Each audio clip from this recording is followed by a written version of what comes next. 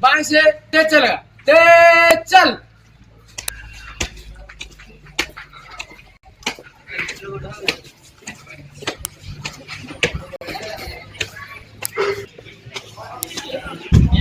अधिवेशन रे बाचस्पति महोदय को गृह को स्वागत करुछि।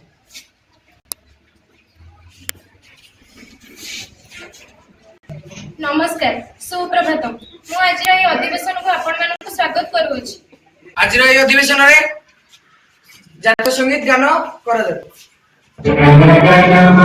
अधिनायक जय विधायक भाग्य विधाता पंजाब सिंध गुजरात मराठा द्राविड़ उत्कल बंगा विंध्य हिमाचल यमुना गंगा उच्चल जगति तरंगा शुभ आशीष मांगे गाहे तव जय गाथा जन गण मंगलदायक जय हे भारत भाग्य विधाता जय हे जय हे जय हे जय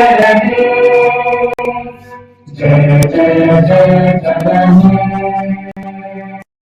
सभारे विभिन्न प्रसंग संबंध में आलोचना करा जिवो। आज मुख्य प्रसंग हेउछि शिक्षा। तेणु माननीय मुख्यमंत्री वर्तमान आपण सर्वप्रथम शिक्षा संबंध में समस्त को सम्यक सूचना प्रदान करंतु। बाचस्पति महोदया, आजिकाली शिक्षा द्वारा आम ओडिशा धीरे धीरे आगे बढ़ानी प्रगति करथाय। अच्छा, ए शिक्षा द्वारा आम ओडिशा कौन सब उन्नति होइछि ताहा हम जानिबा। शिक्षा द्वारा आजिकाली आम विद्यालय मानक डिजिटल शिक्षा को अधिक प्रोत्साहन दिया जाउछि एवं जहा द्वारा आम पिला माने किछि नूतन धरणर शिक्षा पाई परिबे एवं आम पिला मानक डिजिटल द्वारा संयुक्त करे रखा जाउछि एवं सेमानक एआई पैनल द्वारा मध्ये शिक्षा प्रदान करा जाउछि। विद्यालय नूतन शिक्षक शिक्षयित्री मानकर मध्ये शिक्षयित्री मानकर मध्ये सुविधा रहिछि जहा फल पिला माने छोट बेलरु ही एक वैज्ञानिक होई बाहरिबे। धन्यवाद।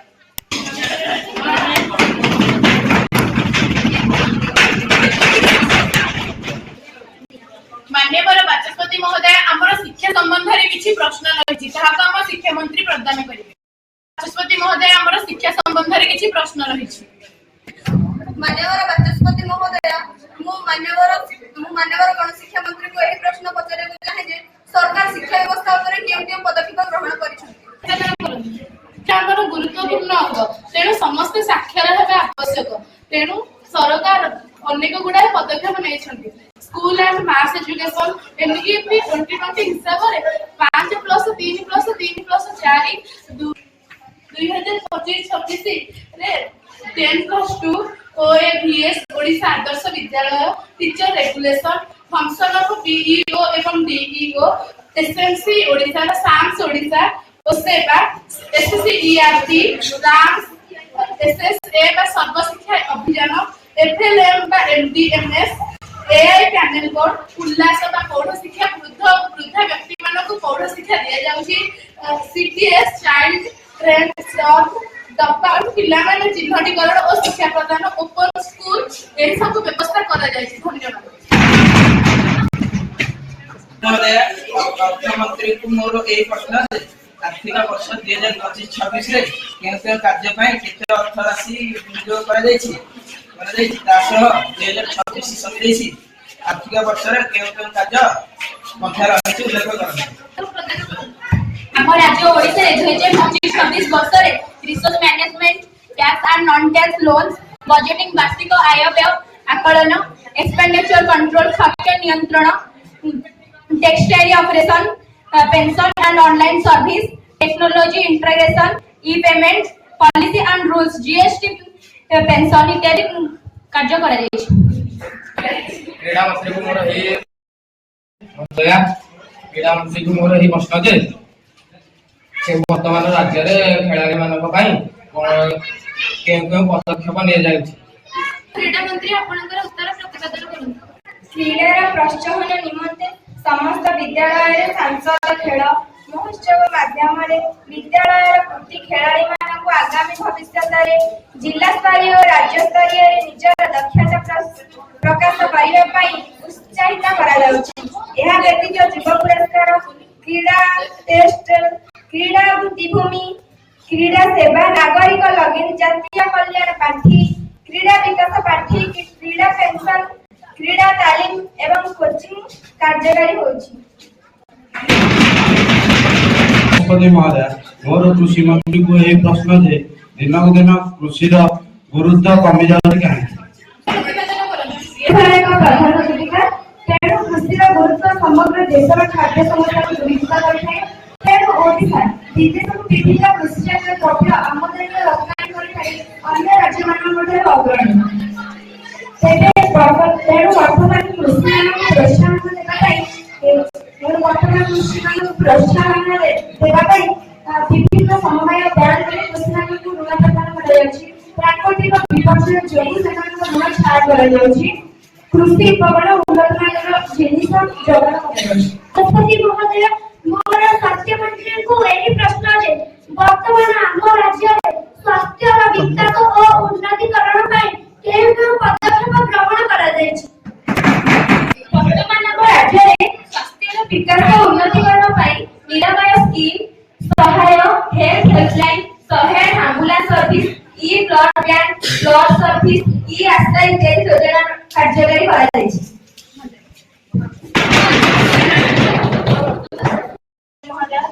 ମହିଳା ଓ ଶିଶୁ ବିକାଶ ମଧ୍ୟରେ ମୋ ପ୍ରଶ୍ନଟି କି ଯେ ବର୍ତ୍ତମାନ ଆମ ରାଜ୍ୟରେ ମହିଳା ଓ ଶିଶୁ ବିକାଶ ପାଇଁ କେଉଁ କେଉଁ ପଦକ୍ଷେପ ଗ୍ରହଣ କରାଯାଇଛି?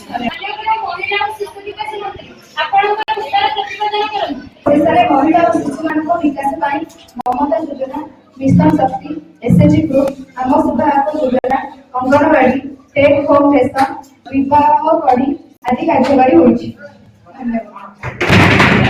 ମାନ୍ୟବର ବାଚସ୍ପତି ମହୋଦୟ, ପରିବେଶ ମନ୍ତ୍ରୀଙ୍କୁ ମୋର ଏହି ପ୍ରଶ୍ନ ଯେ ବର୍ତ୍ତମାନ ପରିବେଶ ପ୍ରଦୂଷଣ ଏକ ଗୁରୁତର ସମସ୍ୟା।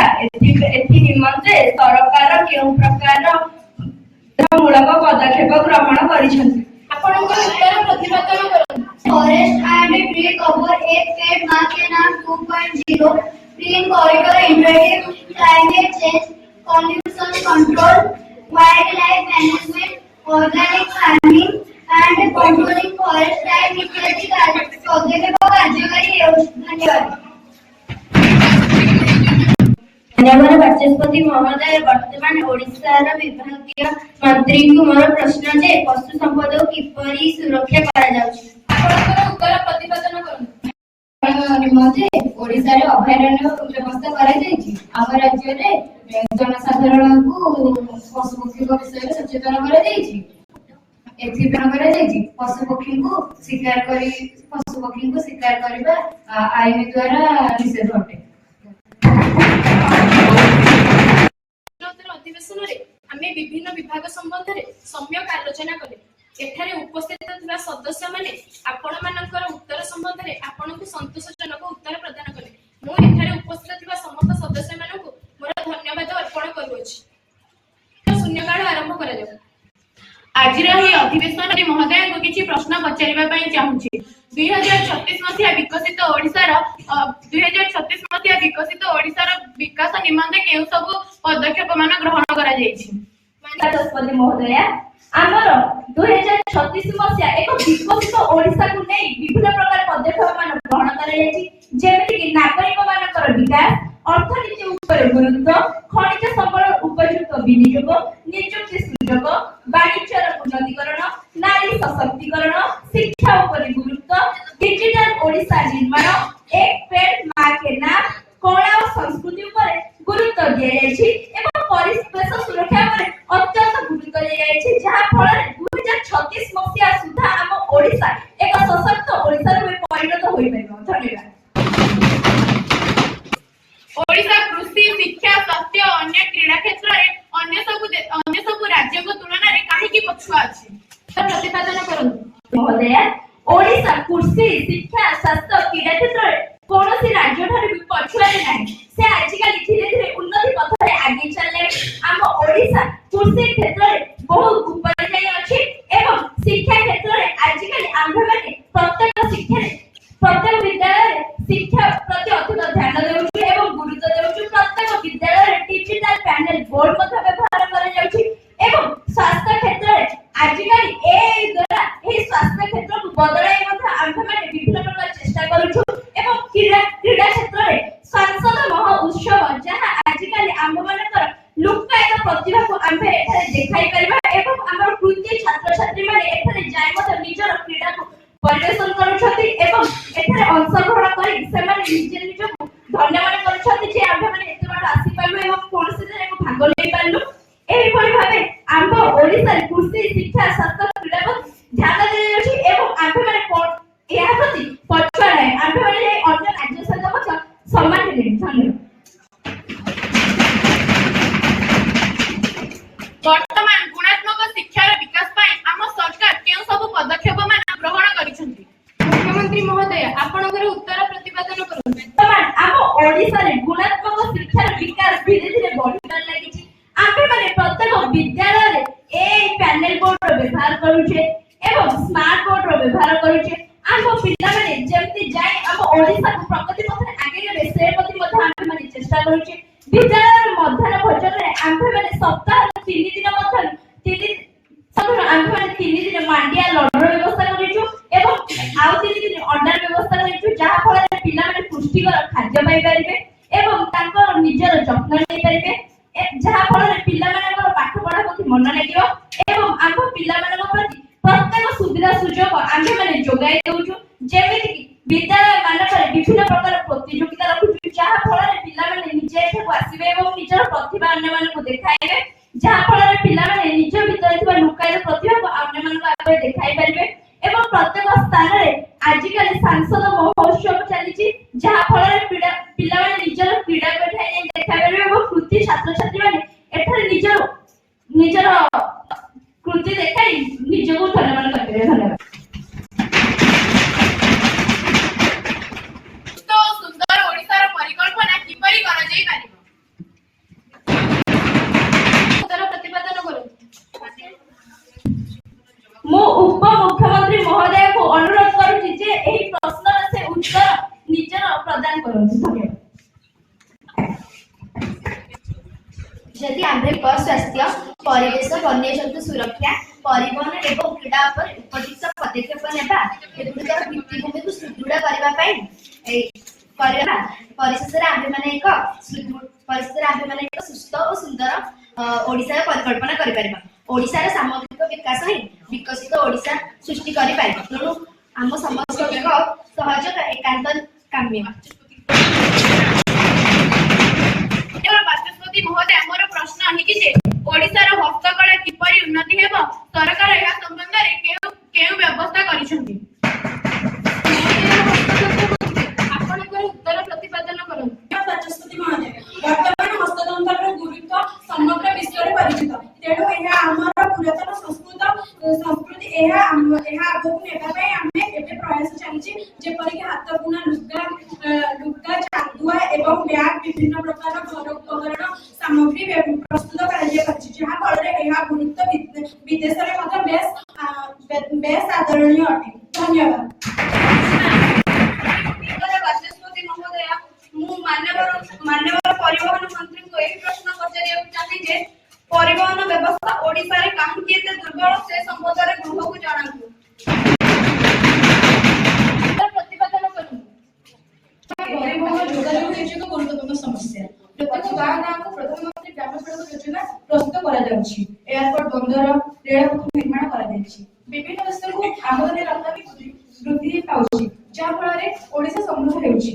ଗୁଡ୍ ସମ୍ବିଧାନ ବ୍ୟବସ୍ଥା ଗୋଲ୍ଡେନ ଆୱାର 108 ଆମ୍ବୁଲାନ୍ସ କଡ଼ା ଟ୍ରାଫିକ ନିୟମ ଓ ଦୁର୍ଘଟଣା ହ୍ରାସ ନିମନ୍ତେ ଅନେକ ପଦକ୍ଷେପ ଗ୍ରହଣ କରାଯାଇଛି। ଧନ୍ୟବାଦ। ସମସ୍ତଙ୍କୁ ମୁଁ ପୁନର୍ବାର ଧନ୍ୟବାଦ ଜଣାଉଛି। ଆଜିର ଏହି ଅଧିବେଶନକୁ ଏଠାରେ ସମାପ୍ତ କରାଯାଉଛି। ଧନ୍ୟବାଦ।